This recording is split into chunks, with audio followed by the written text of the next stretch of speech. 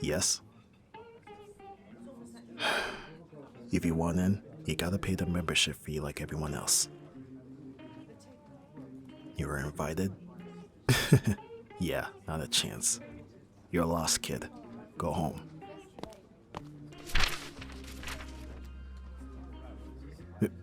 I... Where did you get that?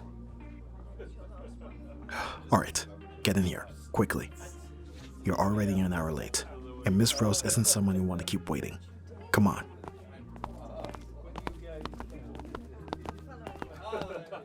Wait here. Come in. Go on. What is it? I'm on a very tight schedule, and I'm not someone whose time you should be wasting. So either spit it out, or head back downstairs and do your job. Sorry, Miss Rose. It's just... the guests you invited tonight. They're here. Oh. I see. Thank you. You may go. Good luck. I do hope that he's a better communicator with his peers as opposed to me. People like them are truly all muscle and no brain. It's nice to finally make your acquaintance. Come, have a seat. We have much to discuss.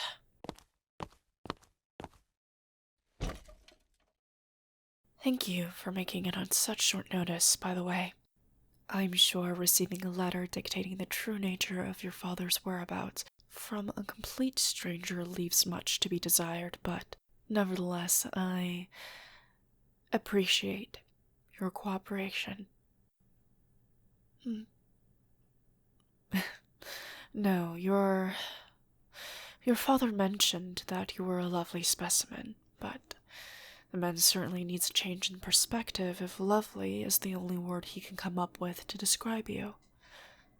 You are definitely a sight for sore eyes, to be sure. Definitely worth waiting for.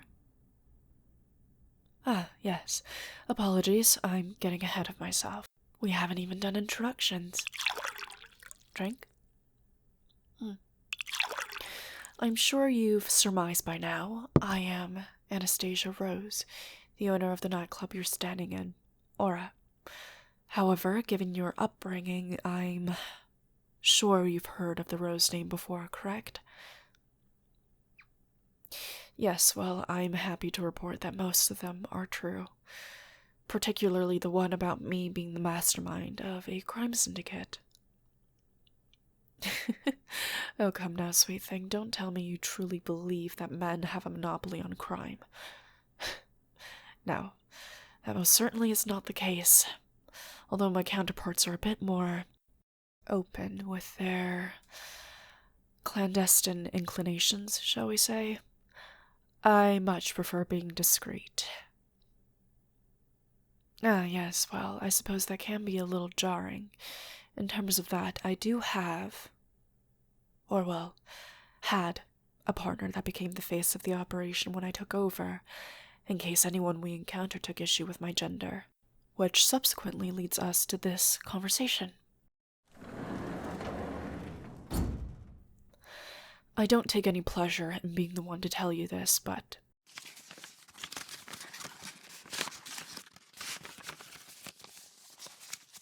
your father has passed away. I'm sorry, I know the two of you weren't particularly close, but what I do know is this. He cared for you deeply and wished for you to be protected and safe. Yes, I know. Your father informed me of that as well. You knew of his activities and the means he resorted to provide for you. Also, he can keep up the illusion of you being on the side of the angels, but you still couldn't resist to try no more, correct? That's why you're here. That's why you opened my letter. Here. What you have in your hand right now is your father's will. He never sent it to his lawyer, but considering the contents of it, it wasn't really necessary. He asked me to look out for you upon the event of his death. Yes, I'm sure you don't. However, there are some discrepancies I wish to discuss with you today. You see, whilst your father was incredibly useful to me during his tenure as my face, he wasn't the most reliable when it came to his finances. No, not at all. Aside from the money he sent to you, he had no money of his own and borrowed the rest. If you take a look at the second document in the envelope, that is the amount that he has to pay back, with interest. Fortunately for him, he's dead now, so it's no longer his responsibility, but unfortunately for you, it's now yours. Judging by that look on your face, I'm sure you understand the gravity of your situation now, yes? Well, another thing. You have 3 weeks to pay it back, plus interest. Yes, well, that's what happens when you borrow from under the table. So, tell me, sweet thing, how do you propose to pay back the 500,000 he owes? Well, he very obviously owes the majority of it to me. I've been more than lenient with the time frame, but the rest... Well, let's just say instead of sending letters to get their money back, they'll be sending men. Let me level with you. The only reason why I let him borrow and keep his life after he failed to repay me was because I respected him, and I needed him. The only reason why people didn't bother him when he never paid back in time was because of me. People have feared my name longer for I've been alive, and if it weren't for him, then everything you see around you wouldn't be here. I know that a good portion of it was going to you, and the rest was going to pay off his other debts. The man has certainly inconvenienced me when he went to hell, but one way or another, I will get my money back. So, being his next of kin, it is now your responsibility to pay it back.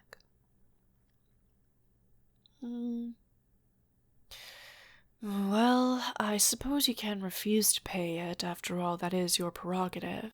And to be fair, the sins of your father shouldn't become your sins too. But blood runs thicker than water, and you are your father's child. So I guess you can repay it in flesh and blood. After all, it is a form of currency I take, but I'd hate to ruin that pretty face of yours. Yes, I think we can come up with a much better idea. You want me to give you more time? I could. But I've already given your father 5 years to pay it back. And as I previously mentioned, I'm not someone whose time you should be wasting. So, no. No, I don't think I'll be giving you more time. Aw, don't cry, sweet thing. You're only going to make this more fun for me. My, that frightened, defeated look on your face is intoxicating, sweet thing. You should be very, very careful with that. You never know what monsters can be lurking in the darkness, waiting to have a taste. Let's wipe those tears away. No more crying. I want to enjoy your pretty face without the tears for a little while longer. There we go. It's all right. Take a deep breath for me. Good. I'm sure you can figure something out. From what I was told, you've got a good head on your shoulders. Yes, he did. Even though he wasn't around all too much, he did know that, at the very least. He didn't want this life to touch you. To him, you were the only thing worth protecting. But his half-wit, insipid, poor planning landed you with more trouble than you've bargained for. But I suppose people do stupid things for people they love. Not that I would know anything about that. So, sweet thing, care to share any plan you have in mind so we can both be happy? Very good, sweet thing. See? I knew you were clever from the moment I laid my eyes on you. What do I want? It's honestly a very complicated question, to be sure. There are many things I want in life. My enemies screaming as I bury them 6 feet under. My empire expanding to the point where no competition can take over. But I suppose you're wanting to know what I want from you. Well, considering all that I know about you, you can probably guess that this is not the first time I've seen you. You see, I've been quietly observing you. Part of it was because of the promise I made your father, but the other part...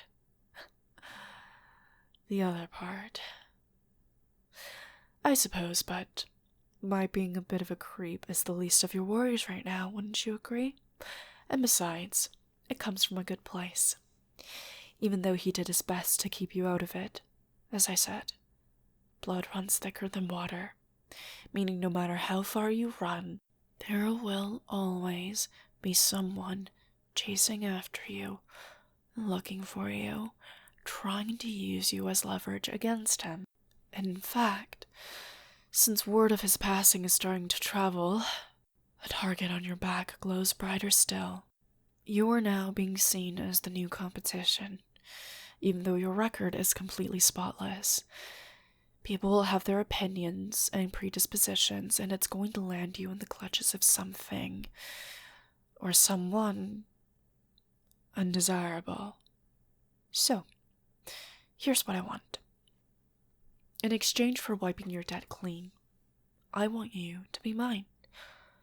I already agreed to place you under my protection, but what I'm offering is something far more personal. You'll be protected and well provided for. So long as you're mine, you will want for nothing, and I mean that in every sense imaginable. You look shocked. Good question. No, there aren't any catches or strings attached, other than the normal expectations of those who engage in conventional relationships. The only difference is there will be monetary transactions in ours. Well, yes, if we're going to be putting a label on it, I suppose that'll suffice. So long as you don't go behind my back and or conspire with my enemies, then there's nothing else for me to stipulate. Why? Due to your father's untimely passing, the organization is now vulnerable to attacks and takeovers. I need time to sort out my next partner to be the face of it all, but people are starting to suspect that I have a larger role to play. Despite my ambitions, I'd rather not be forced into the limelight. Being the face of it all most certainly comes with a lot of benefits, but far more detriments. Yes, sweet thing. It's also good to have a scapegoat to pin things on if, on the off chance, something were to slip between the cracks. Correct again. Not a lot of people in the organization knows of my true position. Not even some in the inner circle. If word were to get out that I was actually the mastermind behind it all, then the carefully crafted life I've built for myself will come tumbling down, and I'll have to face the music. I'd rather like to avoid that, if at all possible. I'm happy to let the rumors circulate, but like I said, people will have their opinions and predispositions. No one will actually suspect that I am behind it all, unless you refuse. See, my idea is that if people were to see that I've settled down, taken a backseat, then the likelihood of that happening will be a lot less. Exactly. Paint people the picture of the perfect white picket fence fantasy, and they'll have no choice but to believe it. Which is where you come in. Why you? Why not you? Oh, is that so? And who exactly was it that spilled such poison in your ear for you to doubt yourself so? I'd very much like to have a word with them. You're perfect, sweet thing. As I've said, I've observed you. You are as close to an angel as my hell-bound self can ever hope to meet. I see I'll have to compliment you more. I think I'm going to enjoy your flustered expression very much. So, what do you say, sweet thing? Do we have a deal? Excellent. Now, since we're going to be partners, in every sense of the word from here on out, I think we should get to know each other a bit more, wouldn't you agree?